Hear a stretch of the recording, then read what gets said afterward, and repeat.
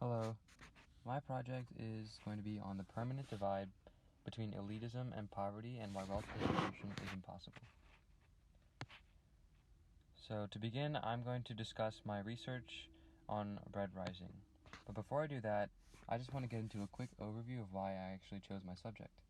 So the structures of social hierarchy that are seen in both The Handmaid's Tale and Red Rising actually serve as catalysts, or they stimulate revolt and anarchy in each of the book's respective societies.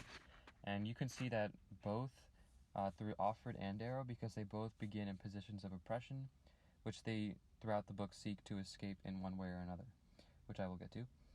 So this essentially led me thinking to my topic, which is the permanent divide between elitism and poverty, the rich and the poor, and why distribution of wealth will be practically impossible. So my first source from Red Rising was this quote on page 165. It says, "My red right hand has collected 1,000,000 metric tons of helium-3 with its dexterity. My left 500,000. The dexterity of an average low red would startle these golds. I dazzle them. I look calm, but my mind is racing." So this kind of demonstrates the lack of humble beginnings in today's modern leadership. And I found an article by Stephen Lurie called "Why It Matters That Politicians Have No Experience of Poverty," which kind of encapsulates exactly what I was thinking. So in this article, Lurie essentially points out why it's significant that most politicians, or very few, have backgrounds of poverty. And in relevance to Red Rising, Darrow himself he's a red, so he's therefore poor. And the Golds mostly have no experience being impoverished because they're born into that the social level of gold. And Darrow knows that they would essentially never understand his struggle as a red and why he is going through the process that he goes through to become a gold. And this, from a broader context, is crucial to understanding why Darrow chose to do what he did, because his thought process could be the same in millions of people in the real world who are angered with non-responsive governments and politicians who can't relate to their backgrounds financially and economically. And a lot of times what angers people in the lower classes is when politicians present the image of humble beginnings, but often neglect them once they actually receive power. And on the right here, I have a picture of Abraham Lincoln, who's a good example of a leader who did have a humble beginning and actually used that to his advantage by having a lot more perspective as president, making decisions with regards to slavery and the Civil War. So my second source from the book says, "The older golds speak to him softly and not to us. And why should he speak to us? We are not worthy of the gold's words. I scarcely want to look at him. I feel I dirty his gold and black finery with my red eyes. Shame creeps upon me, and then I realize why." So this really demonstrates this preconceived notion of superiority. And I found an article by Thomas Edsall called "Why Don't the Poor Rise Up?" And in this article, he discusses the reasons why the poor find it very difficult to oppose the rich, on a psychological level. And in the case of Red Rising, Darrow feels very threatened mentally to even look at a gold, which goes to show the state of mind that poor people in the real world could have towards elites in society. And he's essentially ashamed of this, his own quote-unquote lack of worth. And essentially in Edsall's article, he describes that the reason behind this phenomenon psychologically is because the rise of individual rights and freedom has its price. So there's a lot of second thought when it comes to taking steps towards success when you're starting out in a lower class. And he essentially just states that the poor have a lot to lose when stepping above their societal boundaries. So something as simple as avoiding eye contact, like Darrow did, can involve this logic. So my third source from the book, it says, her voice grows solemn as her ageless face, with its regal cast, peers down from the headquarters, or HC. Her hands shimmer with the symbol of gold emblazoned upon their backs. Her beauty is like that of a cruel bird of prey. So this demonstrates how praising the elite builds resentment in the poor. So I am using an image to connect this scene from Red Rising to the real world. And this image is from The Hunger Games, if you've ever seen that movie. This book has a lot in similar to Hunger Games because The Hunger Games has two very, very opposing social classes. They have an elite upper class and a dirt poor lower class that they actually use for their own nefarious purposes. So in this Red Rising scene, essentially, in this Hunger Games scene, the elites have an abnormally expensive sense of fashion, and the difference between wealth brews revolt in those in the lower class. But the catch is that they actually oblige out of fear. And now this image from Hunger Games perfectly encapsulates this because they are, if you know anything about the movie, they are both very, very unsatisfied with this entire process of volunteering as a tribute, but they oblige anyway because out of fear for their own retribution and also just the endangerment of everyone else there. So when Darrow thinks of her beauty like a cruel bird of prey, this goes to show the mentality that a lot of people in the real world have when thinking about elites and their deceiving nature, if you will. Alright, so for number 4, this quote states that the golden ancestors, they call them iron golds. They were hard men. It took generations of eugenics and biological tampering to make them. Forced Darwinism. He's quiet for a moment, and it seems anger builds in him. So this is an example of how elites are placed on a pedestal throughout history. And to connect this to the real world, I found an article called "History Isn't Just About Rich, Educated Males" by Sarah Binns. And essentially in this article, Sarah Binns points out that the lack of perspective from poor people throughout history is very damaging to the current understanding of history, because since most of it is recorded by wealthy elite males, it's difficult to understand the stories of those in the lower classes. So we kind of miss this rounder picture. And when Darrow hears that this is exactly what happens with the history of his own planet, with iron golds and their genetic tampering being prioritized and recorded in history, it's like essentially he's just immediately filled with rage, and that mindset represents the poor of the real world and their rage with the elites and their neglect again. So number 5, this is an example of how the poor's hatred. This is an example of the poor's hatred of the elite. I didn't mean to insult Darrow. It's just you understand what you're to do. You understand why you're to do it, but you still lose perspective and judge yourself. Right now, you probably get sick of looking at your golden self, right? My reflexes are to back quick enough that I might have shoved it up into his throat if I thought he meant harm. So, to connect a source with this, I found an article by Bradley Clonst called "Why We Hate Rich People," and I was interested in the more psychological aspect of why a lot of people only have bad thoughts about the wealthy, whether they are self-made or not. And Clonst, he goes through this exact subject, and he calls it the psychology of envy, which I really liked. And in this, he quotes another paper by Richard Smith and Sung-Hee Kim, and in their paper, they stated, in their paper Comprehending Envy, they stated envy as an unpleasant and often painful emotion characterized by feelings of inferiority, hostility, and resentment, produced by an awareness of another person or a group of persons who enjoy a desired position, attribute, or quality of being.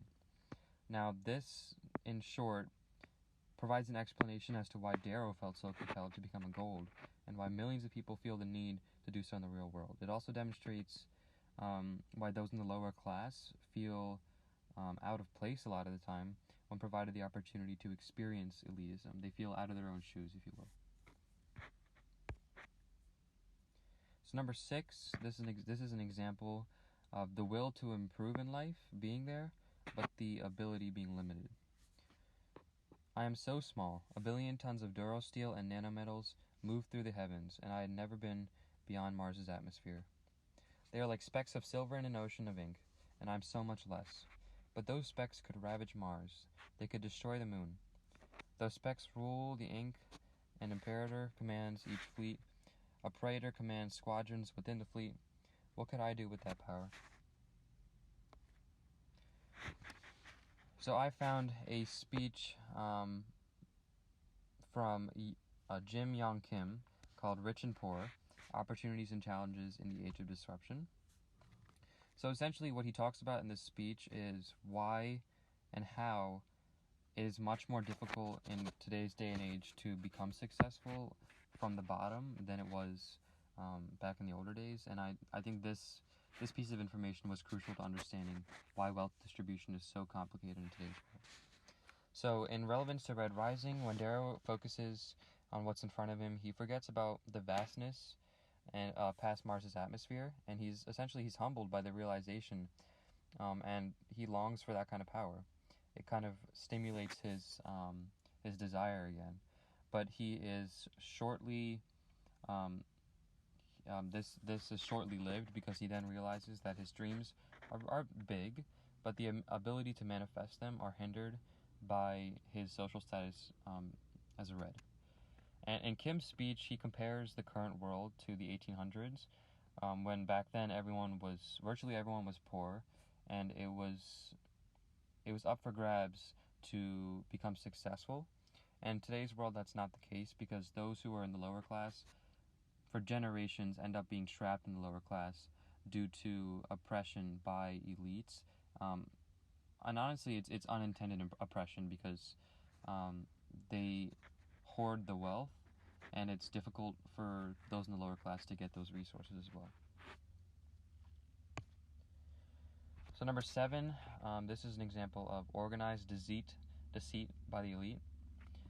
They don't want me to hear They don't want me to hear others. I'm supposed to think I'm alone, that my color means nothing. Surprisingly, I find myself offended that they dare strike me. Don't they know I'm a bloody damn gold? Then I snort back a laugh. Effective tricks. So this got me thinking about media manipulation and how there's an unfair portrayal of success and the availability of resources to the poor, just in an effort to keep them on a lower status. And I found an article from the Oxford News Report titled Social Media Manipulation by Political Actors, an Industrial Scale Problem. So as Darrow finally realizes the deception he's been under as a red, he's shocked thoroughly, and he's thought that his whole life that golds were invincible. And when he finally gets the opportunity to see behind the golden doors, if you will, he realizes that the prestige correlated with gold is all that they needed to keep everyone else deceived. So they just had to maintain that image, and they didn't actually have to show power in any physical way. And this can be seen in the real world with celebrities and politicians, because they are respected like gods, but when they slip up or reveal an unplanned version of themselves, they rank on the podium. Their rank on the podium essentially just falls. So these are examples of intimidation tactics. But in the article, in connection to the real world, they analyze modern manipulation on social media and how the poor are disproportionately censored from the truth, consequently swaying the control of power. So this makes it very difficult for any progress towards equal wealth distribution. Number 8, this is an example of the lack of understanding between classes. My red right hand has collected 1 million metric tons of helium-3 with this dexterity. My left, 500,000. The dexterity of an average low red would startle these golds. I dazzle them. I look calm, but my mind is racing. So, I actually found an article by Libby King called Why Rich People Don't Understand Wealth and Equality. And in this article, she talks about the pressing concern of wealth distribution and how secluded the wealthiest portion of society is. And in her article, she says, many wealthy people don't consider income equality to be an urgent problem because they hardly see any of it in their everyday lives. So this led me to the conclusion that in Red Rising, Darrow becomes emotional when talking about his struggles as Red, and what makes him even more emotional is knowing that Golds don't care about them virtually at all. And this is not because they are purposely neglecting them per se, maybe some of them are, but it's primarily because they don't understand what it means to experience his struggle, right? And this feeds into that resentment of the elite for their essentially being placed on a pedestal from birth. Okay, so now my next section of my presentation is going to be on Handmaid's Tale and its connections in a similar way to wealth distribution and its difficulty. So, number 9, this is an example of a positive outlook on social divide. It's not the husbands you have to watch out for, said Aunt Lydia. It's the wives. You should always try to imagine what they must be feeling. Of course they will resent you, it's only natural. Try to feel for them. So this led me thinking to maybe find a couple positive ways to address wealth distribution, and I found an article by John D. Sutter called "A 7 Ways to Narrow the Rich-Poor Gap." Now, with relevance to Handmaid's Tale, since the handmaids cannot rebel the system that they're imprisoned by, they're essentially trapped, and they're forced to cope with their struggles and their oppressors instead of fighting or revolting or implementing some sort of pushback. They're forced to do this since it's the easiest way to survive and move up in their lives. So one of the 7 ways that I found listed in this article that I found very helpful was to break down social barriers. And in order to mend the gap with wealth distribution, there must be steps taken like offered, and it's obviously not easy, but if both upper and lower class members are able to see eye to eye as an initial step, that is going to be fundamental to mending the gap in wealth distribution. But that again is just another reason why wealth distribution will be that difficult, because changing mindsets or getting 2 very opposing parties to agree is difficult in and of itself. So number 10, this source kind of refers to the lack of will to climb higher. And this is seen through Offred a little bit when she says, "We were the only people who were not in the papers. We lived in the blank white spaces at the edges of print. They gave us more freedom. We lived in the gaps between the stories." And as a connection source, Why Do Poor People Stay Poor? Nick Maggiulli, he basically just says that this fallback in the lower class is essentially false, because he states theories such as the poor are lazy and the poor have the right mindset are actually anecdotal at best and downright insulting at worst. So he finds it very offensive that the poor and the lower class citizens are stereotyped as having a lack of will to succeed at all. And this misunderstanding between classes broadens, again, the gap between classes, and it makes it more difficult for wealth distribution to occur. So number 11, this is a good example of materialistic values versus spiritual values. This is a quote from Aunt Lydia. "If you have a lot of things," said Aunt Lydia, you get too attached to this material world and you forget about your spiritual values." So I found a source called Difference Between Idealism and Materialism, and in this source, Offred and Darrow being raised more conservatively. They were given less importance to material belongings because they they have a struggle for their active lives, so they care more about the holistic aspect of it and survival aspect of it, whereas elites, they already have that their lives situated from a financial and it's just from a sound aspect.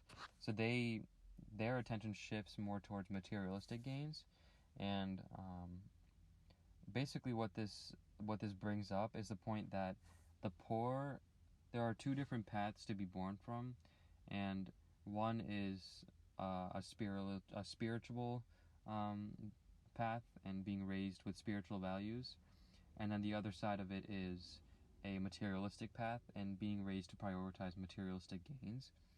And this is a huge gap in understanding between the elite and the poor, and this makes it very difficult for them to get along and to add any sort of ease to wealth distribution. Alright, so my final source is an example of the fear of the elite. So this is a quote: "He is not a monster, I think. I can't afford pride or aversion. There are all kinds of things that would be discarded under these circumstances." So, in connection to this, I found a source by Chauncey de Vega called "Why Americans Hate and Fear the Poor," and Joanne Samuel Goldblum on "The Price of Inequality." So, with relevance to Handmaid's Tale, once more, Offred has accepted that the commander is going to use her for sex in order to get what she wants in the long run. And this goes to show just exactly how systematic some of these issues are that cause this kind of thinking, and that the poor essentially find that succumbing to their circumstances and obeying the rich is the only way to reach their goals to get higher. And this defeated mindset feeds the culture behind wealth division. And in De Vega's article, he states that growing up in a poor working class community also has a negative impact across one's adult life. So essentially what he's stating is that there is a systematic problem here and habits that are created for life between wealth classes, and it's again it makes it very difficult for generations of those who are impoverished to grow because they are enslaved by their poverty. Alright, so in conclusion, after all of my research across both texts, I've come to the conclusion that any form of wealth distribution will be either inefficient or impossible because there are systematically rooted causes for this conclusion. Difference in mindset, like I talked about the materialism and the spiritualism, as well as a lack of understanding between these classes, and these issues I found to be the most prominent, and I've come to the conclusion that wealth distribution is in fact quite impossible. Yeah, so that's my project. These are my sources.